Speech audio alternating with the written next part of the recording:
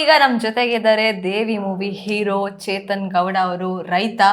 So ಹೇಳಿ ಚೇತನ್ ಅವರೇ, ಹೇಗೆ ಅನಿಸ್ತಿದೆ? ಆ್ಯಂಡ್ ನನ್ನ ಕಡೆಯಿಂದ ಒಂದು ಕ್ವಶನ್ ಇದೆ. ನನ್ನ ಫ್ರೆಂಡ್ಸ್ ಕೂಡ ಕಾಲ್ ಮಾಡಿ, ಈಗ ನನ್ನ ಕೊಲೀಗ್ಸ್ ಎಲ್ಲ ಕಾಲ್ ಮಾಡಿದ್ರು, ಎಲ್ಲ ಹೀರೋಯಿನ್ಸು ಕಣ್ಣಲ್ಲಿ ನೀರು ಹಾಕ್ಸಿದಾರಂತೆ, ನೀನು ಹಾಕ್ಸಿದ್ಯಾ, ಅದು ಹೆಂಗೆ ನೀನು ಒಪ್ಕೊಂಡೆ ಅಂತ ಎಲ್ಲ ಕೇಳಿದರೆ. ಸೊ ಅದಕ್ಕೊಂಚೂರು ಆನ್ಸರ್ ಮಾಡಿ. ಮೇಡಮ್ಮು ಫಸ್ಟ್ ಟೈಮ್ ಬಂದೇಡ್ಗೆ ಕತೆ ಕೇಳಿ ಇಷ್ಟ ಆಗಿ ಓಕೆ ಸರ್ ನಾನು ಮಾಡ್ತೀನಿ ಅಂತ ಖುಷಿಯಾಗಿ ಒಪ್ಕೊಂಡ್ರು. ಹೌದು, ನಮಗೂ ತುಂಬ ಮೇಡಮ್ ಒಪ್ಕೊಂಡಿಡ್ಕೆ ಖುಷಿ ಆಯಿತು. ನೀವು ಚೇತನಾಗಿ ಮಾತಾಡ್ತಿದ್ದೀರಾ ಅಥವಾ ರೈತನಾಗಿ ಮಾತಾಡ್ತಿದ್ದೀರಾ? ಅದು ಒಂದು ಆನ್ಸರ್ ಮಾಡಿ. ಮೇಡಮ್ ಚೇತನಾಗಿ ಮಾತಾಡ್ತಾ ಇದ್ದೀನಿ. ಒಬ್ಬ ರೈತ ಆಗಿ ಮಾತಾಡ್ತೀರಾ ಅಂದರೆ ಹೇಗೆ ಮಾತಾಡ್ತೀರಾ? ಒಬ್ಬ ರೈತ ಆಗಿ ಮಾತಾಡ್ತೀನಿ ಅಂದರೆ ತುಂಬ ಜನ ರೈತ ಆಗಿ ಮಾತಾಡೋದು. ಸರಿ, ಓಕೆ, ಜೋಕ್ಸ್ ಅಪಾರ್ಟ್.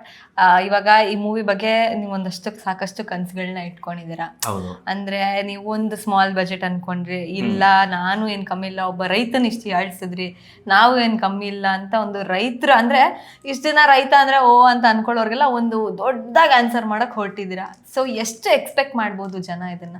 ಮೇಡಮ್ ಕತೆ ತುಂಬ ಚೆನ್ನಾಗಿದೆ, ಓಕೆನಾ. ನಮ್ಮ ಪ್ರೀಸೋ ಜನಕ್ಕೆ ಮೋಸ ಆಗ್ದಂಗೆ ಒಂದು ಸಿನಿಮಾ ಮಾಡ್ತೀನಿ, ಅದು ದೇವಿ ಸಿನಿಮಾ ಆಗಿದೆ.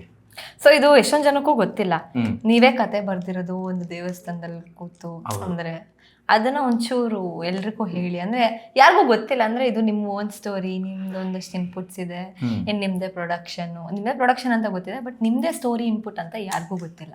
ದೇವಿ ಸಿನಿಮಾ ನಾನೇ ಮಾಡಿದ ಕತೆ, ಓಕೆನಾ.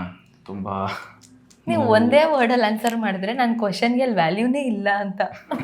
ನನ್ನ ಕ್ವಶನ್ ನಾನು ಫುಲ್ಲು ಅಂದರೆ ಒಂದು ಆ್ಯಂಕರ್ ಎಷ್ಟು ಕ್ವಶನ್ ಕೇಳ್ಬೋದು ಅಷ್ಟು ಪ್ರಿಪೇರ್ ಆಗಿ ಕೇಳ್ತಾ ಇದ್ದೀನಿ. ನೀವು ಮಾಡಿದೆ ಹೋದೆ ಅಂತಂದ್ರೆ ನನ್ನ ಕ್ವಶನ್ಗೆ ವ್ಯಾಲ್ಯೂನೇ ಇಲ್ಲ. ಏನಾಯ್ತು ಅಂದರೆ ಆಲ್ಮೋಸ್ಟ್ ನೀವು ಚೇತನಾಗಿ ಮಾತಾಡಬೇಡಿ, ಒಬ್ಬ ರೈತ ಆಗಿ ಮಾತಾಡಿ, ಸಖತ್ತಾಗಿ ಮಾತಾಡ್ತೀರಿ. ಮೊನ್ನೆ ಸ್ಟೇಜ್ ಮೇಲೆ ಮೈಕ್ ಇಟ್ಕೊಂಡು ಏನು ಎಲ್ರಿಗೂ ಟಾಂಗ್ ಕೊಟ್ರಲ್ಲ ಹಂಗೆ ಮಾತಾಡಿ.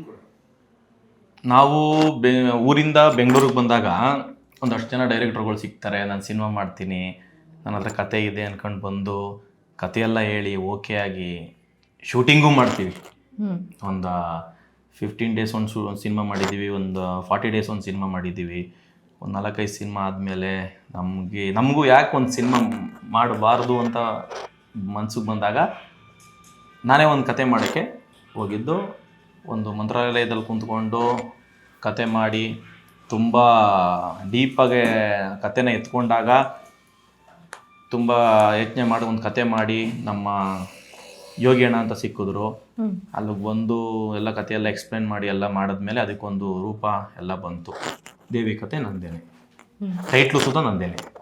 ಎಸ್, ಅಂದರೆ ಈ ಟೀಮ್ ಬಗ್ಗೆ ನಿಮ್ಗೆ ಎಷ್ಟು ಖುಷಿ ಇದೆ?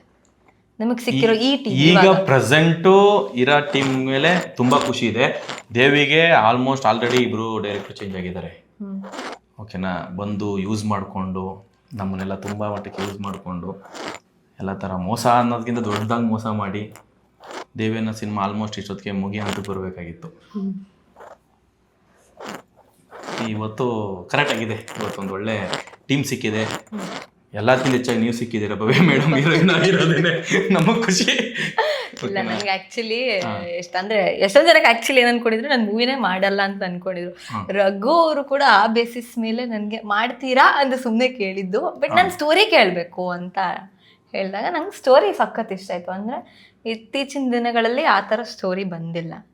ತುಂಬ ಚೆನ್ನಾಗಿ ನಾನು ಹೇಳಿದೆ, ಸ್ಟೋರಿ ಸಖತ್ತಾಗಿದೆ, ಬಟ್ ಅದನ್ನು ಎಫರ್ಟ್ಸ್ ಹಾಕಿ ಟೀಮ್ ಅವ್ರು ಮಾಡಿದ್ರೆ ಅಮೇಝಿಂಗ್ ಆಗಿರುತ್ತೆ. ಇಲ್ಲ ಅಂದರೆ ಇಲ್ಲ, ನನಗೂ ಒಪ್ಸಿರಲ್ಲ ಅಂತಲೇ. ಈಗ ನೀವೇ ನೋಡ್ತಾ ಇರ್ಬೋದು, ಆ್ಯಕ್ಚುಲಿ ನಾನು ಹೀರೋ ಆಗಿಕ್ಕಿಂತ ನಾನು ಡೈರೆಕ್ಷನ್ ಡಿಪಾರ್ಟ್ಮೆಂಟಲ್ಲಿ ಜಾಸ್ತಿ ತಲೆ ಹಾಕಿ ಇಲ್ಲ ಆ ಸೀನ್ ಬರಬೇಕು, ಈ ಥರ ಬರಬೇಕು.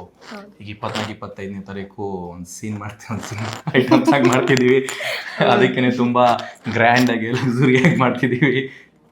ತುಂಬ ಎಫೆಕ್ಟ್ ಆಗ್ತಿದ್ದೀನಿ ನಾನು ಡೈರೆಕ್ಷನ್ ಟೀಮಲ್ಲೆಲ್ಲ. ಅಲ್ಲ, ಅದು ತುಂಬ ಒಳ್ಳೆ ಕೆಲಸನೇ. ಅಂದರೆ ಒಂದು ಪ್ರೊಡ್ಯೂಸರ್ ಆಗಿ ಅಥವಾ ಹೀರೋ ಆಗಿ ಎಲ್ಲ ಥರದಲ್ಲಿ ಇನ್ವಾಲ್ವ್ಮೆಂಟ್ ಆದರೆ, ಒಂದು ಹೀರೋಯಿನ್ ಕೂಡ ಅಥವಾ ಯಾವುದೇ ಆರ್ಟಿಸ್ಟ್ ಎಲ್ಲ ಥರದ್ರಲ್ಲೂ ಇನ್ವಾಲ್ವ್ ಆದರೆ ಆ ಟೀಮ್ ವರ್ಕ್ ಇನ್ನೂ ಚೆನ್ನಾಗಾಗುತ್ತೆ. ನಾನು ಅದನ್ನು ನಂಬ್ತೀನಿ. ಸೊ ನಿಮಗೆ ಒಳ್ಳೇದಾಗಲಿ, all the very best. And ನನ್ನನ್ನು ಈ ಮೂವಿಗೆ ಚಾಯ್ಸ್ ಮಾಡ್ಕೊಳೋದಕ್ಕೆ I am really happy, so grateful. ಇಡೀ ತಂಡಕ್ಕೆ ಥ್ಯಾಂಕ್ ಯು ಸೋ ಮಚ್. ಈಗ ನೀವ್ ಹೇಳ್ಬೇಕು ನಮ್ಮ ಸಿನಿಮಾ ಬಗ್ಗೆ. ನಾನು ಆಲ್ರೆಡಿ ಎಲ್ಲ ಹೇಳಾಗಿದೆ. ಅಂದ್ರೆ ಹೌದಾ? ಜನ ಏನಂದ್ರೆ ನಾನು ಹೇಳ್ದೆ ಆಲ್ರೆಡಿ ಶೂಟಿಂಗ್ ಇವಾಗ ಇನ್ನೇನೇನು ಸ್ಟಾರ್ಟ್ ಆಗ್ತಾ ಇದೆ. ಬಟ್ ಇಡೀ ಟೀಮ್ ಮಾತ್ರ ಅಮೇಝಿಂಗ್ ಆಗಿದೆ ಅಂತ ಹೇಳ್ದೆ. ಅಂದ್ರೆ ಒಬ್ರೊಬ್ರದ್ದು ಇನ್ಪುಟ್ಸ್ ಅಂದ್ರೆ ಬರೀ ಒಬ್ರದ್ದೇ ಇರಲ್ಲ ಇನ್ಪುಟ್ಸ್, ಅಂದ್ರೆ ಎಲ್ರದ್ದು ಕೇಳ್ತಾರೆ, ಎಲ್ರ ಒಪಿನಿಯನ್ಸ್ನು ತಗೊಳ್ತಾರೆ. ಆ ಥರ ಇದ್ದಾಗ ಫ್ರೀಡಮ್ ಆಫ್ ಹ್ಯಾಂಡ್ಸ್ ಇದ್ದಾಗ ವರ್ಕ್ ಮಾಡೋಕ್ಕೆ ಸಖತ್ ಖುಷಿ ಆಗುತ್ತೆ.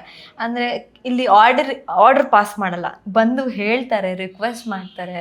ಆ್ಯಂಡ್ ಆ ಥರ ಇದ್ದಾಗ ಟೀಮ್ ಅಮೇಝಿಂಗ್ ಆಗಿರುತ್ತೆ. ಆ್ಯಂಡ್ ನಿಮಗೆ ಸಿಕ್ಕಿರೋ ಅಂದರೆ ನಿಮ್ಗೇನು ಮೋಸ ಆಗುತ್ತಲ್ಲ, ಸೊ ಅದೆಲ್ಲ ದೇವ್ರಿದ್ದಾನೆ, ಸೊ ದೇವ್ರು ಕಾಪಾಡ್ತಾನೆ. ಒಳ್ಳೆ ಟೀಮ್ ಸಿಕ್ಕಿದೆ ಇವಾಗ ನಿಮಗೆ. ಸೊ ಆದಷ್ಟು ಬೇಗ ಸಖತ್ತಾಗಿ ಮೂವಿ ಆಗಿ ಬೇಗ ರಿಲೀಸ್ ಆಗಿ ಜನವರಿಗೆ ಬರೋಣ ಅಂತ ಪ್ಲಾನ್ ಮಾಡ್ಕೋತಾ ಇದೀವಿ ಎಲ್ಲ, ನೋಡೋಣ. ಸೊ ಎಲ್ಲರೂ ರೆಡಿಯಾಗಿ ಜನವರಿಗೆ ರಿಲೀಸ್ ಆಗುತ್ತೆ. ದೇವಿ ಜನ ತುಂಬ ಇಷ್ಟಪಟ್ಟು ನನ್ನ ಸಿನಿಮಾ ಗೆಲ್ಲಿಸ್ತಾರೆ ಅಂತ ನನಗೆ ಒಪ್ಪಿದೆ ಸರ್. ನಮ್ಮ ಯಜಮಾನ್ರ ಸಪೋರ್ಟು, ನಮ್ಮ ಯಜಮಾನ್ರ ಅಭಿಮಾನಿಗಳು ನಮ್ಮನ್ನು ಕೈ ಬಿಡಲ್ಲ ಅಂತ ಅಷ್ಟೇ ನಮಗೂ ಒಪ್ಪಿದೆ. ಜೈ ಡಿ ಬಾಸ್.